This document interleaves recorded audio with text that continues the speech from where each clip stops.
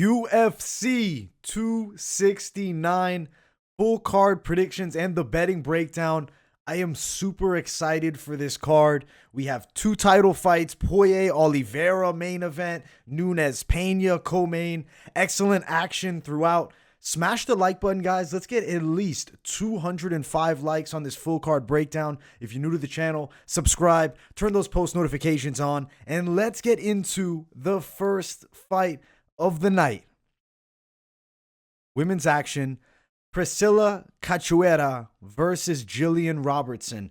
I like Robertson a lot here. I expect her to land takedowns, control Priscila Cachoeira on the ground, grind towards a unanimous decision. You see Cachoeira fighting lesser grapplers than Robertson, like in her last fight. She got a win against Gina Mazzani, but she was controlled on the floor a bit. Robertson's going to be able to control and succeed with victory as well. I see her winning. Cachoeira does bring some aggressive stand-up, bit of a wild striker, will put heavy pressure, and especially in close, she does have some decent hooks. I don't think the opportunities will be there for her. Robertson should dominate, working towards a unanimous decision. The odds are super widespread already. Minus 400 Robertson, plus 300 for Cachoeira. I could see a submission as well for Gillian Robertson, but definitely her, Robertson, getting the win over Cachoeira to start the night off. Next fight of the night, Randy Costa, Tony Kelley.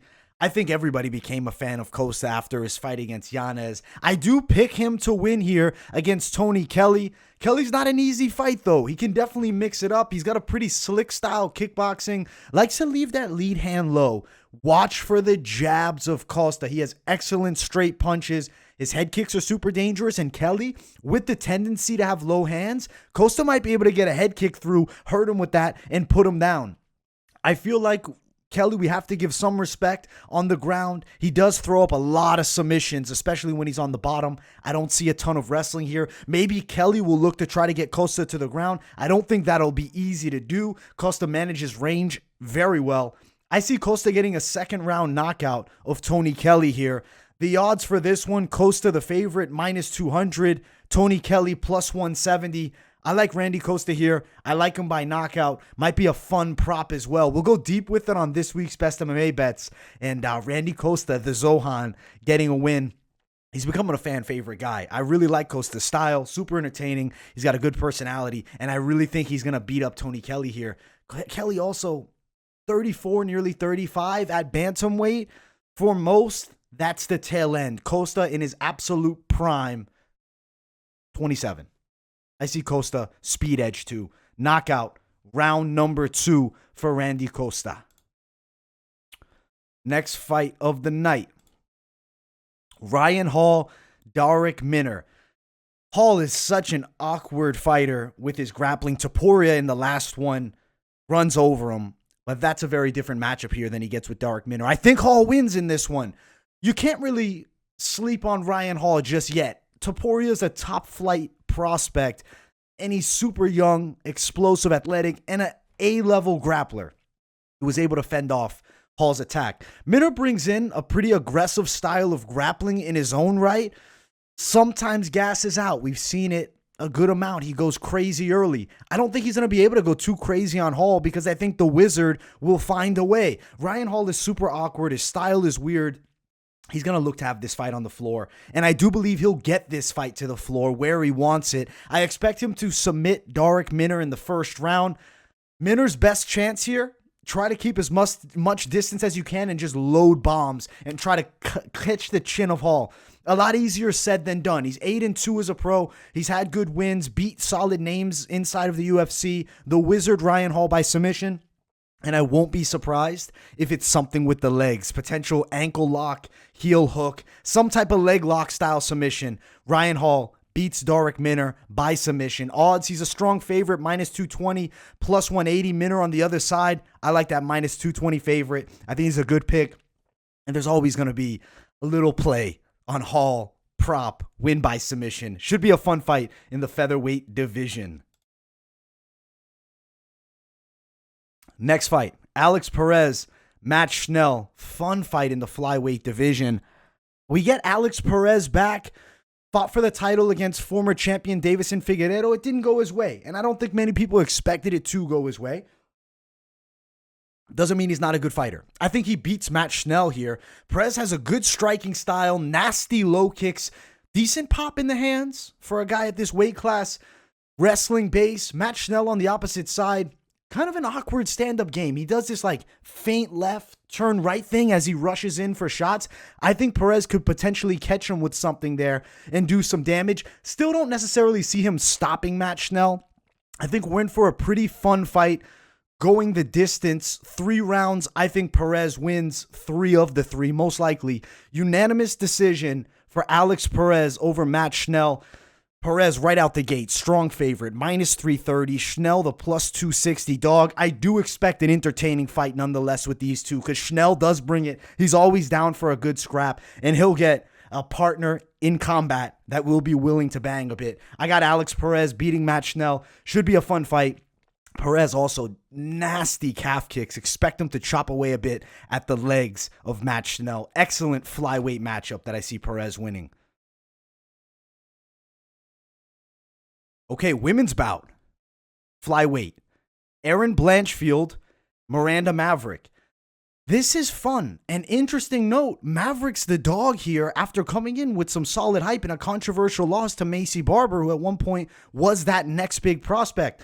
Blanchfield kind of is being pushed as that next big prospect a bit. 22 years of age, young girl. On the opposite side, Maverick, 24. Blanchfield's excellent on the floor. She has a black belt in jiu-jitsu. But with Miranda Maverick, you have a tricky southpaw who's athletic, physically super strong. I think Maverick definitely has a superior striking skill set. She has the wrestling base to stop Blanchfield's takedowns, I believe. In striking, I see opportunities to land good shots for Miranda Maverick. I have the underdog Maverick winning this fight. I expect some straight punches. I expect some clinch work. Blanchfield will enter inside, but she's very square. Doesn't have a ton of pop behind her punches. Best comparison, striking-wise, is a little bit like Chris Grit's Grutzmacher. Wild comparison, but at the end of the day, some similarities there. She's a solid prospect, and I think Blanchfield will have a career here in the UFC. I don't think she beats Miranda Fear the Maverick. I have the underdog Maverick +115, Blanchfield -140. I think Miranda Maverick goes out there and wins an upset decision. Surprised to see her as the dog. Won't be shocked if those lines shift the other way with Maverick as the favorite. Good fight in the women's flyweight division. 2 young prospects. The next bout, I am pumped to see Muniz again. André Muniz, Eryk Anders. Muniz just snapped Jacare Souza's arm in half. Disgusting. Retires him. 21-4 record. I got André Muniz winning here. Eryk Anders is showing improvements. More patient on the feet. He's got a pretty solid stand-up game. He's a big boy, especially when he fights at 205. Down at 85, he still carries most of the same size. Does have some knockout power in the hands. Also something to note, southpaw versus southpaw fight. Can Anders keep it on the feet the whole time? Can he land the knockout shot? I don't believe he does. Muniz could comfortably pull guard and throw something up here. If you submit Jacare Souza, your ground game is out of this world. Muniz is a serious prospect to watch in the middleweight division. 31 years of age. He's got a lot of time left here. I expect him to submit Eryk Anders in the first round. On the floor, it's all Muniz. On the feet, Muniz is actually not a bad striker. Not necessarily top flight. He's not super athletic, but he's rangy. He's got decent kicks from the outside. He's got a 3-inch reach advantage. He's really long. I see him beating Eryk Anders here. I think he submits him in the first. Anders may land some decent shots early, but I find Muniz I see this fight, Muniz finding a way to get it to the ground, win by submission. First round submission for Muniz, -140 to +120. Muniz the slight favorite here. I like the prop of submission as well. I think that's a solid play. I got André Muniz over Eryk Anders.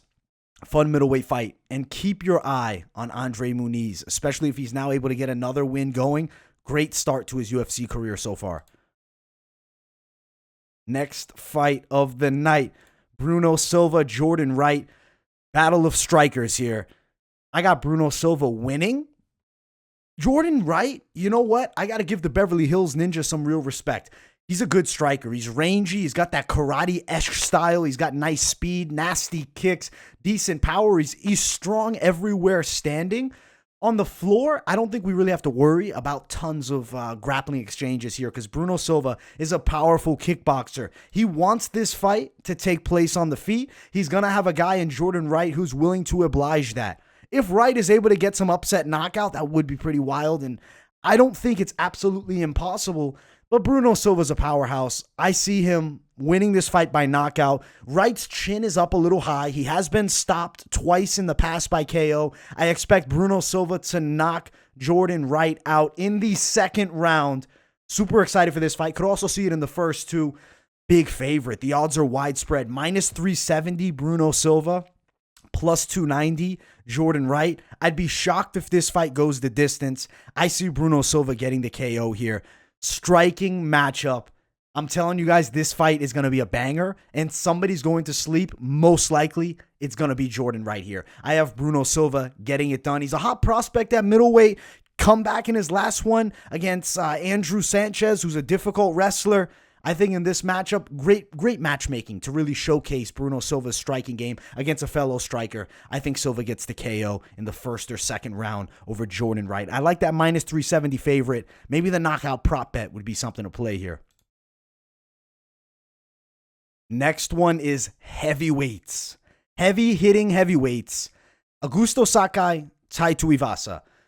I like Augusto Sakai here. Tai Tuivasa, we got to give him some respect. He's showing improvements. I mean, he's really quick for a heavyweight, especially weighing in at that 263 mark.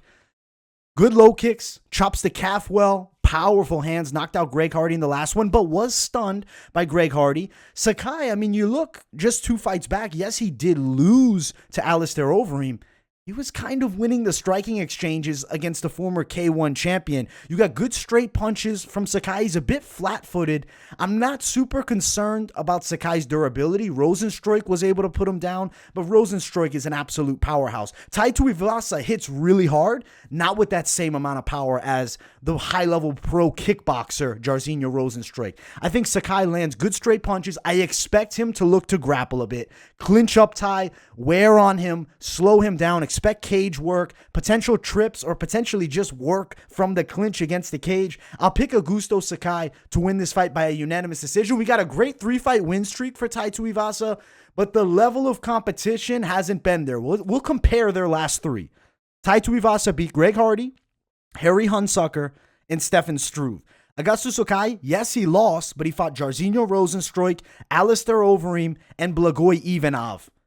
I got to go Augusto Sakai. I think he wins this fight by a decision. Odds are near pick'ems here. Minus 110 on both sides. They'll vary slightly depending where you go. I expect money to come down on Sakai and possibly go wider his way. Tuivasa always has the power, but I don't see him putting Augusto Sakai to sleep. Sakai win by a decision in this heavyweight matchup. Even though the fan favorite, everybody wants to see Tuivasa get the KO, I think Sakai still beats him here. Next fight. Another prelim, a stacked prelim card. Pedro Munhoz, Dominick Cruz. I'm super intrigued to see these two go at it. I really feel as though the young Punisher, Pedro Munhoz, edges out Dominick Cruz and wins. Here's why. The low kick. Attack the legs of Dominick Cruz. Munhoz has an A1 calf kick. If he can get that going, slow the awkward movement of Cruz. Cruz's whole game is built around being a guy that's just hard to catch. Super awkward, slipping in, out, side to side. Hands are low. His head movement is A1.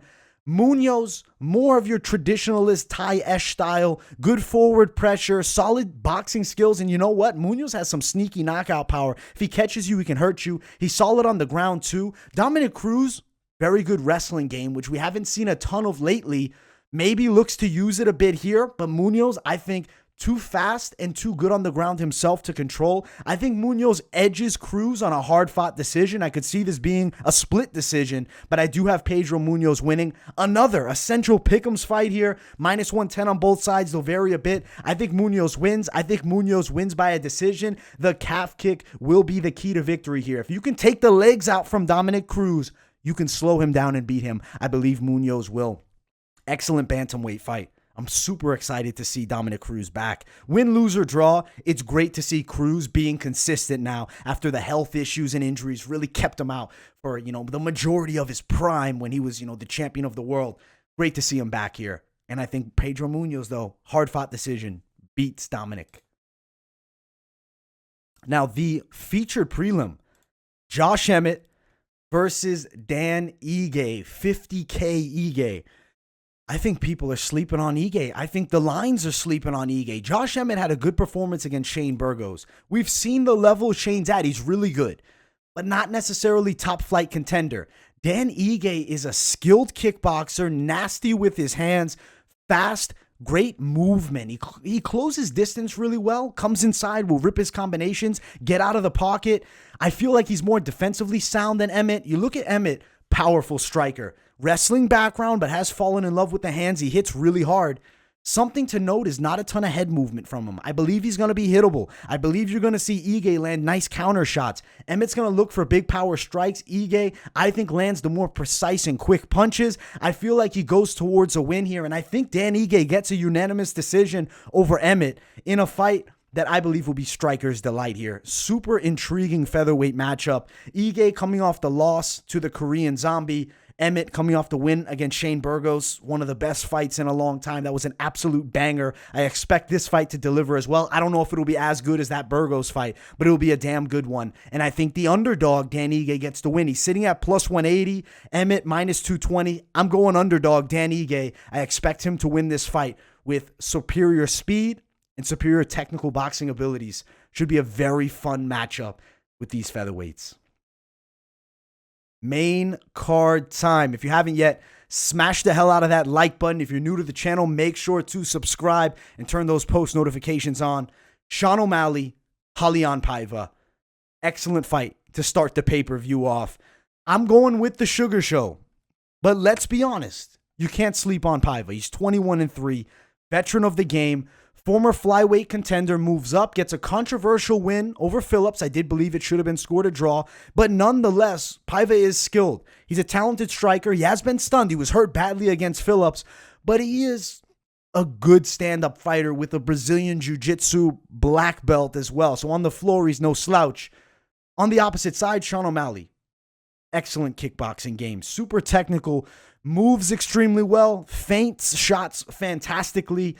Super fast hands, nasty straights. His timing is A1. His grappling game is improving. Something that we have to worry about, though, with the Sugar Show is durability. We have seen him hurt in fights. We've seen him injured in fights. We've seen him lose. Marlon Vera was able to chop the legs and then get the finish on the floor, regardless of O'Malley accept that loss or not. He is 14-1 and has that defeat. I think that Paiva's style will play into O'Malley's game well. I think Sean O'Malley knocks Paiva out in the first or second round here. I expect some beautiful counter strikes. And let's also note, O'Malley has a good range advantage here. He's taller by 3 inches. He's longer by 2.5. Expect the straight punches to be working here. I think Paiva overextends and he gets caught and he gets put out. Odds for this one, O'Malley minus 310, Paiva plus 250. I would have loved to see the odds closer because minus 310 for O'Malley be a little bit of a nail biter bet. Potential here for a Sean O'Malley KO prop bet. I do think he sleeps Julian Paiva. And honestly, this is the fight that will push O'Malley's level. If he wins this, expect sky's the limit style matches if they want to give him like a hard test or if they want to keep it slow. We'll see what the UFC wants to do after this one, but I do think Sean O'Malley beats Julian Paiva, and I do expect him to knock him unconscious.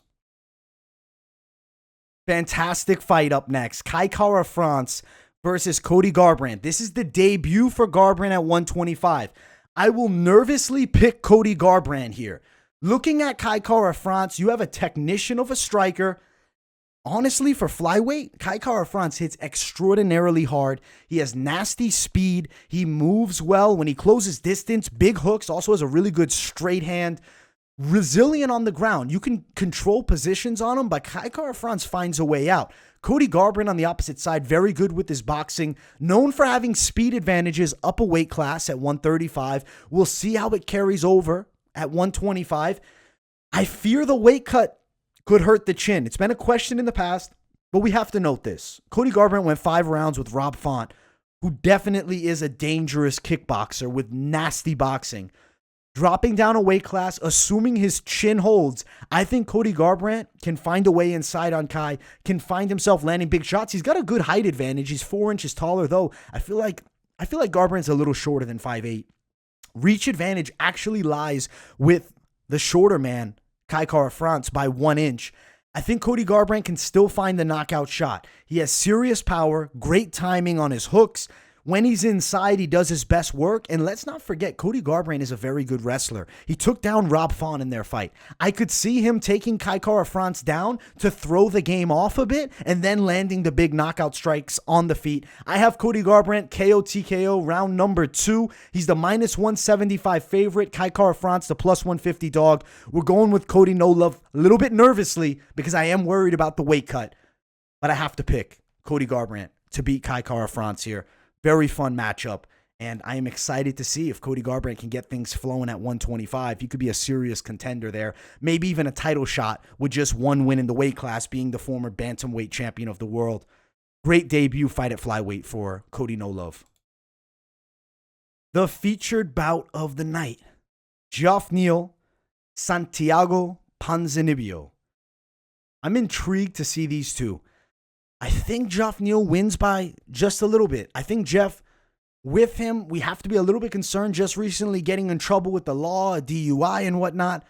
I still believe he's training hard. I mean, we see John Jones getting in all sorts of trouble and still performing in the cage. So I'm not going to go based off that. I still think Neal can perform. He's a tricky southpaw. He's an athletic fighter, very good kickboxing. He's explosive. When he gets inside, he does his best work. He's not going to have to worry about having a hard time getting inside. He's got a 2-inch reach advantage here. I think he should be able to find the chin of Ponzinibbio, landing the more effective strikes. On the opposite side, Ponzinibbio's a pressure striker. He's very skilled with his kickboxing game, will sometimes sit in the pocket in the center a bit too much, and I think there's going to be opportunities for counters by Neal. At one point, Ponzinibbio was a top-flight contender in the world. Unfortunately, health issues kept him out of the game, but he's now back and he's being consistent. I wish him luck, but I don't think he beats Geoff Neal in this matchup. I think that we're going to see Neal work towards a unanimous decision. Don't be shocked if Neal engages in some clinching as well and pressures Ponzinibbio against the cage. I have Geoff Neal beating Santiago Ponzinibbio by a unanimous decision. Odds, -110, -110. It's a pick'ems fight. And we're going with Neal. Intrigued by this one, certainly. Next one, co-main event. Amanda Nunes versus Juliana Pena. Let's be honest here. No female stands a chance with Nunes. Nunes is going to win this fight. She's going to devastate Pena. I think she'll knock her out in the second, even the first round, really. I think the straight punches will work wonders for Amanda Nunes. Pena's an okay striker, likes to sit in the pocket, come forward and pressure. Nunes is going to land beautiful straight shots. Height-wise, you have a 2-inch advantage in favor of Nunes. Reach, about the same here, 69 on both sides. I see Nunes touching that chin. I don't see Pena having a chance to out-wrestle Nunes. I actually could see Nunes choosing to take Pena to the ground and tapping her out, beating her at what is essentially her game. You look at Nunes, she's on an absolute roll. Destructive champion, the greatest female fighter of all time, period. Dual weight champion. She's going to devastate Pena. I think first round knockout Amanda Nunes. She's the -800 favorite. Pena, the opposite side, the +550 dog. She's obviously very excited for her shot. Coming off a 1-fight win streak, though. I mean, she recently lost to Germaine de Randamie by submission, which is nuts because de Randamie, known as the striker, Nunes destroyed de Randamie on the ground. Also a loss to Shevchenko, who we know Amanda Nunes had success with and beat. I think Amanda Nunes is going to stop Juliana Pena in one round here. I don't think it's any bit close. She's a -800 favorite. Maybe the knockout prop bet, but realistically speaking, the odds will even be wide on that. I expect her to devastate Juliana Pena, defending her belt once again.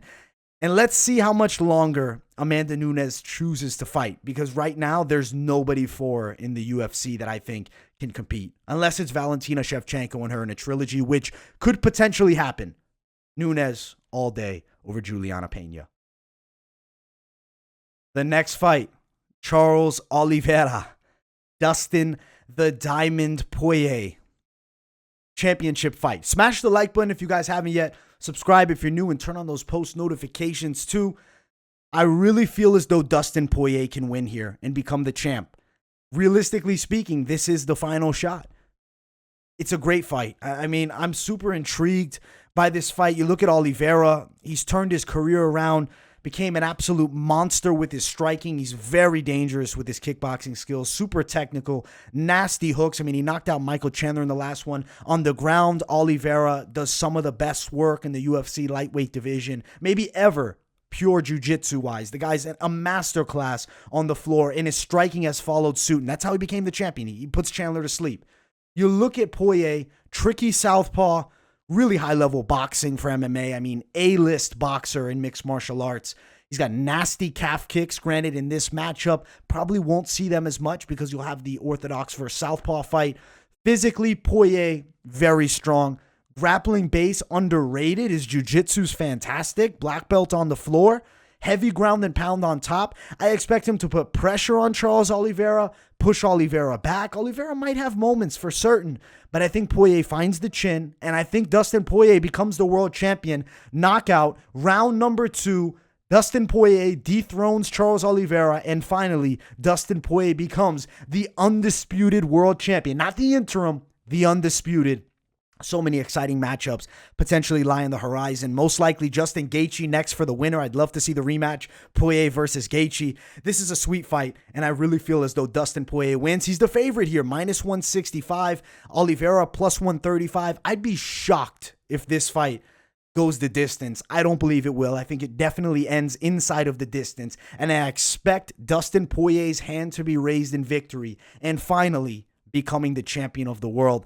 Fantastic main event. Overall, you can't ask for more on a UFC card. The final pay-per-view of 2021 is going to deliver with fireworks from the bottom all the way to the top. We have great fights. I can't wait to do more breakdowns on this card. I'll do the live prediction show on Tuesday. We'll do this week's best MMA bets, weigh-in recap show. Tons of content coming. Also, the Moneyline podcast. Make sure you guys check that out. I can't wait. I really can't wait to see it. UFC 269 coming at us this Saturday. Smash that like button. Subscribe to the channel if you guys are new, and turn on those post notifications so you don't miss a video. Much love to my continued supporters. I really love you guys. Thank you all so much. And also, final note, there will be a fight companion for this championship main card, so make sure to tune into that on Saturday. Much love, and I will see you all in the next video. Peace, guys.